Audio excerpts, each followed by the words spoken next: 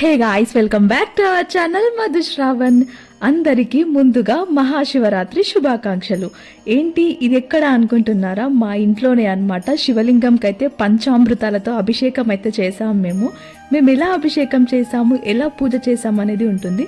So చూడండి. Next ఎక్కడికి వెళ్ళాము, ఏ టెంపుల్కి వెళ్ళాము కూడా చూపిస్తాను. ఫస్ట్ అయితే ఇలా అన్ని రెడీ చేసి పెట్టుకున్నాం అనమాట, పంచామృతాలు అన్నీ అనమాట. ఇదైతే ఈ రుద్రాక్ష మాల అయితే అరుణాచలంలో తీసుకున్నాం మేము. సో ఈరోజు శివరాత్రి కాబట్టి శ్రావణ్ అయితే రుద్రాక్ష మాల అయితే వేసుకున్నాడు.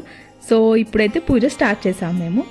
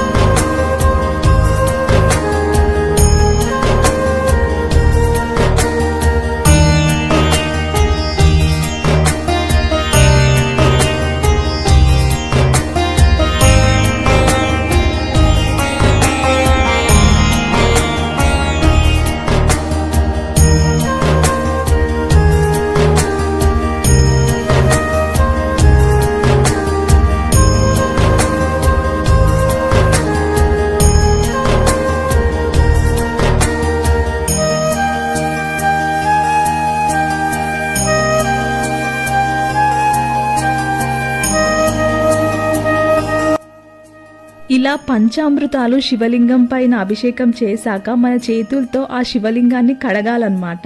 సో అలా కడిగిన ఆ ప్రసాదాన్ని మనం పంచామృతం లాగా స్వీకరించాలి. మేము వచ్చేసి లాస్ట్ శివరాత్రి రోజు తెచ్చుకున్న శివలింగం ఇది పాలరాతితో చేసిందనమాట. పెళ్ళయ్యాక ఫస్ట్ టైం అలా అభిషేకం చేశాము. ఇప్పుడు ఈ ఇయర్ కూడా ఇలా శివలింగానికి అభిషేకం చేస్తామని అయితే అనుకోలేదు. సడన్గా అప్పటికప్పుడు అనుకొని చేసేసాం ఇలా. నాకు ఇలా శివలింగానికి అభిషేకం చేయాలంటే చాలా ఇష్టం. మేము చిన్నప్పుడు మా అమ్మమ్మ వాళ్ళ ఇంటికి వెళ్ళినప్పుడు అక్కడున్న కాశీ విశ్వేశ్వరనాథ టెంపుల్లో ఇలా శివలింగానికి అయితే అభిషేకం చేయిస్తూ ఉండేవాడు మా తాత. అప్పటి నుంచి నాకు చాలా ఇష్టం అన్నమాట. మేమైతే అలా చేతులతో ఆ శివలింగాన్ని కడిగిన తర్వాత ఆ ప్రసాదం తీసుకుంటే ఎంతో బాగా అనిపిస్తుంది. అందుకే నేను కూడా ఇలా శివరాత్రికి 2 years నుంచి చేస్తున్నాను నేను ఇట్లా. అలా పంచామృతాలతో అభిషేకం చేసిన తర్వాత హారతిచ్చి పూజ చేసిన తర్వాత కోకోనట్ వాటర్ అయితే మళ్ళీ వేసి ఆ లింగాన్ని మొత్తం కడిగేయాలన్నమాట. అంటే కొబ్బరి బోండా వాటర్ అయితే వేసాం మేము ఇక్కడతో అభిషేకం కంప్లీట్ అవుతుంది. ఇక్కడ మీ అందరికీ ఒక డౌట్ వచ్చి ఉండొచ్చు, శివలింగాన్ని ఇంట్లో ఉంచొచ్చా, అలా శివలింగాన్ని ఇంట్లో పూజ గదిలో అలా పెట్టుకోవడం కరెక్టేనా అని. నిజమే, అలా ఎందుకంటారంటే శివలింగానికి నిత్యం పూజలు అండ్ అభిషేకం జరగాలి. అలా జరిగితేనే శివలింగానికి ఆ ప్రాధాన్యత అనేది ఉంటుందన్నమాట. మనం నిత్యం ఇంట్లో పూజలు చేయలేం, అభిషేకం చేయలేం. అందుకే శివలింగాన్ని ఇంట్లో ఉంచరాదు అంటారు పెద్దలు. కానీ ప్రతి దానికి ఒక పరిష్కారం అంటూ ఉంటుంది కదా, అదే అన్నమాట. కొందరికేమో ఇంట్లో శివాభిషేకం చేసుకోవాలని ఉంటుంది, కానీ వీటి వల్లనే కొన్ని సమస్యలు అనేటివి వస్తుంటాయి కదా. సో ప్రతిదానికి పరిష్కారం ఉన్నట్టే దీనికి కూడా పరిష్కారం ఉంటుంది. అదేంటో ఎండింగ్లో చెప్తాను. ఇలా అభిషేకం చేసిన తర్వాత ఆ పంచామృతాన్ని అయితే తీర్థంలాగా స్వీకరిస్తాం. ఇలా ఇంట్లో మా శివాభిషేకం అయితే కంప్లీట్ అయిపోయింది. ఆ పంచామృతం అయితే నిజంగా ఎంత అద్భుతంగా ఉందో, రియల్గా అమృతం లాగే ఉంది. ఇప్పుడైతే టైం ఈవినింగ్ 6 o'clock అవుతుంది. సో నేను రెడీ అవ్వడం అయితే స్టార్ట్ చేశాను. ఎక్కడికి వెళ్తున్నా అనుకుంటున్నారా? టెంపుల్కి అయితే వెళ్ళబోతున్నాను. So dress matching earrings పెట్టుకోవాలంటే పెద్ద టాస్కే అవుతుంది నాకైతే. అన్నీ సెలెక్ట్ చేస్తూ ఉంటా, బట్ టైంకి ఏవి సెట్ అవ్వవు అనమాట. సో ఈ బ్లాక్ ఇయర్ రింగ్స్ పెట్టుకుందామంటే డ్రెస్లో బ్లాక్ మిక్స్ అయిపోతాయి. అందుకే ఇలా కొన్ని చూస్తున్నాను అనమాట. నేను లాస్ట్కి అయితే మంచిగా ఒక బటర్ఫ్లై ఇయర్ రింగ్ అయితే తీసుకున్నాను, బట్ అది కూడా సెట్ అవ్వలేదు. లాస్ట్కి ఏం పెట్టుకున్నానో మీరే చూడండి. లాస్ట్కి అయితే ఇలా వైట్ ఇయర్ రింగ్స్ అయితే సెట్ చేసేసాను. బ్లాక్కి ఆపోజిట్ వైటే కాబట్టి అలా సెట్ అయిపోయింది అనమాట. నేనైతే ఈ ఇయర్ రింగ్స్ అయితే మేడారం సమ్మక్క సారక్క జాతరలో తీసుకున్నా. సో నేనైతే రెడీ అయిపోయినా. ఇప్పుడైతే మేము 1000 పిల్లర్ టెంపుల్కి వెళ్ళబోతున్నాం. లాస్ట్ ఇయర్ కూడా వెళ్ళాం, ఈ ఇయర్ కూడా వెళ్ళబోతున్నాం. సో ఆ టెంపుల్ ఎలా ఉంటుంది, ఎంత రష్ ఉంటుంది అనేది చూపిస్తాను మీకు.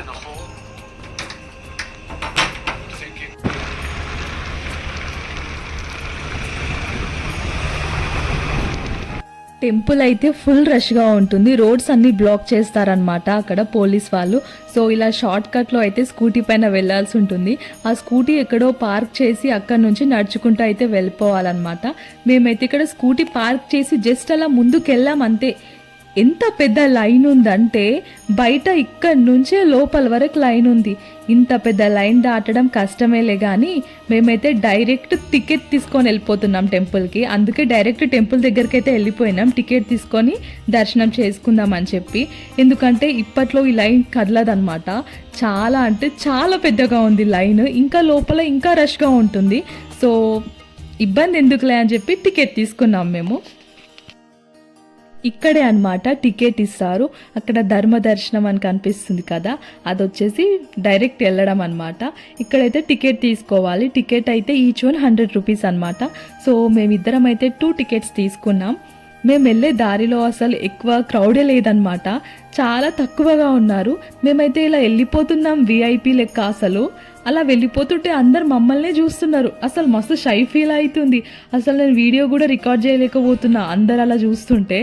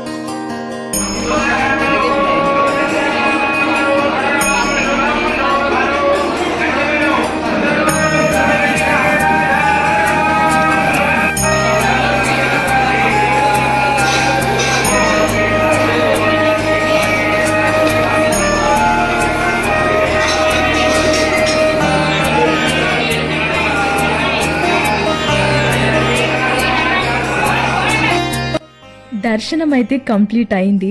టెంపుల్లో అయితే నిత్యం అలా మంత్రాలు చదువుతూనే ఉన్నారు. ఎంత పాజిటివ్ వైబ్ వచ్చిందో, చాలా పీస్ఫుల్ అనిపించింది. తర్వాత ఇక్కడ అన్ని టెంట్లు వేసి ఉన్నాయన్నమాట. ఎందుకంటే ఫాస్టింగ్ ఉన్న వాళ్ళు వచ్చేసి ఇక్కడ టెంపుల్లోనే ఫాస్టింగ్ వదులుతారు కాబట్టి అలా కూర్చోడానికి కొన్ని అయితే అలా సెటప్ చేశారు. ఇక్కడ అయితే 1000 పిల్లర్ టెంపుల్లో శివ కళ్యాణం అయితే జరుగుతుందన్నమాట. సో అక్కడ శివపార్వతుల కళ్యాణం అయితే స్టార్ట్ అయిపోయింది. అక్కడ చాలా మంది అయితే కూర్చొని ఉన్నారనమాట. అలా నేను ముందుకు వెళ్తూనే ఉన్నాను, శ్రావణ్ మిస్ అయిపోయాడు అనమాట. సడన్ గా ఎక్కడికి వెళ్ళాడు అబ్బా అని చూస్తుంటే అక్కడ కపుల్స్ కి ఫోటో తీస్తున్నాడు. అక్కడ టెంపుల్లో దేవుణ్ణి దర్శించుకునే దగ్గర చాలా పబ్లిక్ ఉంటారు కాబట్టి బొట్టు పెట్టే ఛాన్స్ ఉండదన్నమాట.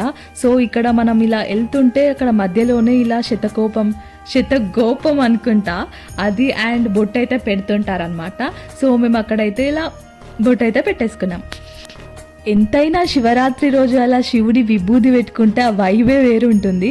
ఏ టెంపుల్కి వెళ్ళినా కుంకుమ ఉంటుంది కదా ఫేస్కి, బట్ ఇక్కడ 1000 స్తంభాల గుడిలో మంచిగా శివుడిది అయితే విభూది అయితే పెడతారనమాట. మేమైతే టికెట్ తీసుకొని అలా తొందరగా వచ్చాం కాబట్టి మాకేం తెలియట్లేదు. బట్ ఒక్కొక్కరైతే ఎంత పెద్ద లైన్లో ఉన్నారంటే ఇక్కడ లోపల చాలా తక్కువ మంది ఉన్నారు, బయటనే చాలా ఎక్కువ మంది ఉన్నారు.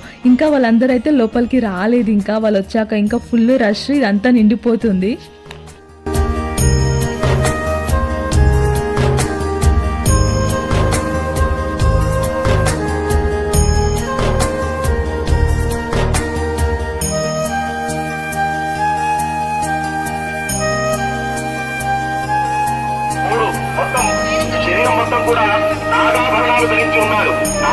నాగు జాతి మొత్తం కూడా పరమేశ్వరి దగ్గరికి వెళ్ళిందట. అయ్యా మమ్మల్ని విషసర్పాలని దూరం చేస్తున్నారంటే ఇదిగోండి రండి, ఈ ప్రపంచం లోపల ఎవరిని దూరం చేయాల్సిన అవసరం లేదు, అందరూ రావాలి అని చెప్పి ఈ రోజు నుంచి మిమ్మల్ని ఎవరు దూరం పెడతారో చూస్తారని చెప్పి తాను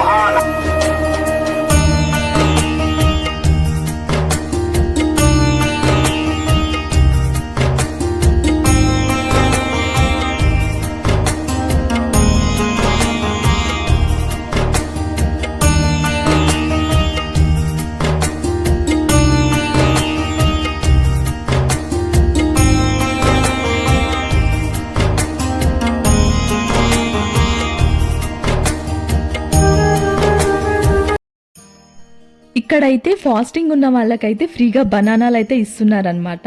అక్కడ అదే లైన్ ఉంది. అండ్ ఇంకా కొంచెం ముందుకెళ్తే అక్కడ ఇంకేదో సోప్ని ప్రమోట్ చేస్తున్నారు. నాకు తెలిసి వాళ్ళే ఇలా ఫ్రీగా బనానాలు ఇస్తున్నారేమో అనిపించింది. అదేంటో తెలుసుకుందామని తీసుకుంటే ఎండాకాలం కదా, చాలా మంది భక్తులు ఉన్నారు. సో అలా వేడవుతుంది అనమాట టెంపుల్లో. సో అలా గాలి ఊదుకోవడానికైతే అలా ఇచ్చారనమాట. దానిపైన మెడిమెక్స్ సోప్ ఉందనమాట. సోప్స్ని ఇలా ప్రమోట్ చేస్తున్నారు టెంపుల్లో.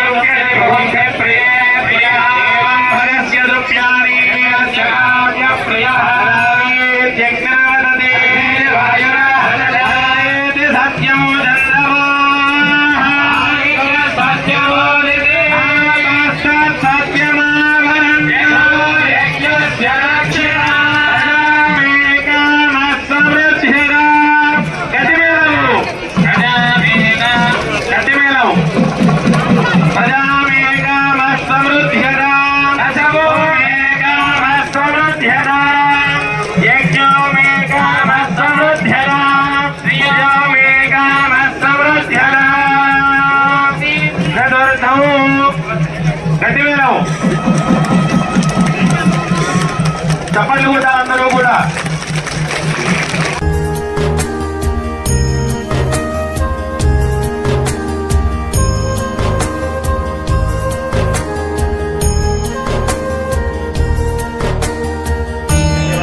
దుర్మార్గులైతే అర్థం అంటారు.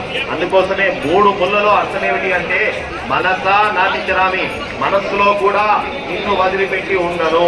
వాచనంతా బొమ్మలేనమ్మా. కాబట్టి ఏ పురుషుడికైనా పూర్ణత్వం ఎప్పుడు వస్తుందంటే వివాహం తర్వాతనే పూర్ణత్వం వస్తుంది. ఆది శక్తి రూపంగా స్త్రీ ఇంట్లో అడుగుపెట్టిన తర్వాతే పురుషుడి యొక్క జీవితంలో అడుగుపెట్టిన తర్వాతే పురుషుడికి పూర్ణత్వం వస్తుంది. అందుకోసమే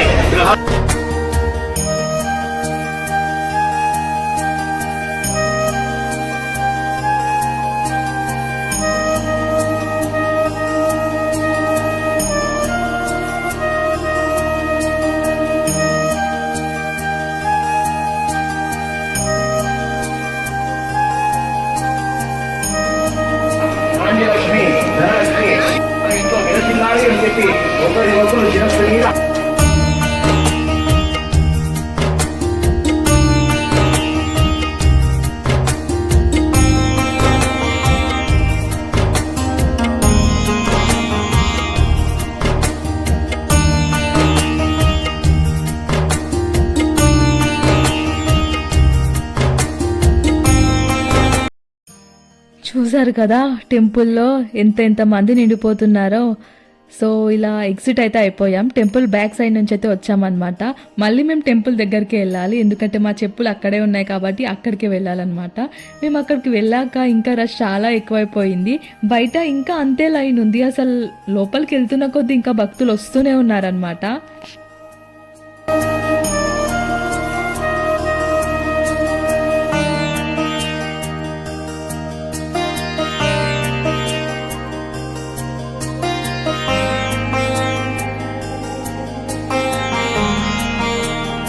మా దర్శనం అయిపోయింది. టెంపుల్లో మేము అంతా టైం స్పెండ్ చేస్తాం, అయినా కానీ బయటికి వచ్చేసరికి ఇంకా అంతే లైన్ ఉంది. ఇంకా లైన్ పెరిగిపోయింది కూడా. చాలా మంది వస్తున్నారు భక్తులు నిజంగా. అయినా వరంగల్లో శివరాత్రి రోజు 1000 పిల్లర్ టెంపుల్కి రాకుండా ఉంటారా? సో మేమైతే బయలుదేరిపోయాం. అండ్ ఇంకొక టెంపుల్ అయితే కనిపించింది, సిద్ధేశ్వర ఆలయం అని కూడా ఉందన్నమాట. ఇక్కడికి కూడా వెళ్దామని వచ్చేసినాం, బట్ అది ఇంకా లోపలికి చాలా నడవాలని తెలిసాక మళ్ళీ రిటర్న్ అయ్యామన్నమాట. ఆ టెంపుల్కి వెళ్ళలేదు. ఇలా వెళ్తుంటే చాలా ప్లేసెస్ వరంగల్లో అయితే జాగారం చేయడానికి సపరేట్ సెట్స్ పెట్టి మరి అలా శివ కళ్యాణం జరిపిస్తున్నారు, శివుని చరిత్ర చెప్తున్నారు. ఇక్కడ మేము ఇంటికి బయలుదేరుతుంటే అలా కాలోజీ కళాక్షేత్రంలో కూడా ఏదో చేస్తున్నారనమాట. వెళ్ళాలని ఉంది బట్ ఓపిక లేదు. ప్రతి ఈవెంట్ ఎంత గ్రాండ్గా చేస్తున్నారంటే శివరాత్రికి, బట్ లక్ లేదని అనుకోవాలి, ఎందుకంటే ఓపిక లేదు కాబట్టి. సో ఇంటికైతే బయలుదేరిపోయాం. వెయిట్ వ్లాగ్ అయిపోలేదు. చెప్పాను కదా ఇంట్లో అలా శివలింగానికి అభిషేకం తర్వాత ఏం చేయాలని చెప్పి. నెక్స్ట్ డే అయితే అలా శివలింగానికి పూజ చేసి మన ఇంటి దగ్గరలో ఉన్న అలా తులసి కోటలో అయితే పెట్టాలన్నమాట. ఎందుకంటే శివుడికి నిత్యాభిషేకం జరగాలి. ఆ నిత్యాభిషేకం మనం ఇంట్లో చేయలేం కాబట్టి తులసి చెట్టుకైతే డైలీ మనం ఎలాగో వాటర్ పోస్తాం కాబట్టి అలా శివలింగం మీద నుంచి పోయాలన్నమాట. అలా శివుడికి రోజు నిత్యాభిషేకం జరుగుతుంది, శివలింగం మన దగ్గరే ఉన్నట్టు ఉంటుంది. సో ఇది అన్నమాట. సో మీరు కూడా శివలింగాన్ని అభిషేకం చేయాలనుకుంటే ఈ ప్రాసెస్ ఫాలో అయిపోండి. సో ఇక్కడతో ఈ వ్లాగ్ అయితే అయిపోయింది. నెక్స్ట్ వీడియోలో మళ్ళీ కలుద్దాం. అంతవరకు see you, bye bye. Hara Hara Mahadeva, Shambho Shankara. Okay wait మన వ్లాగ్స్కి లైక్ చేసి సబ్స్క్రైబ్ చేయడం మర్చిపోకండి. Thanks for watching.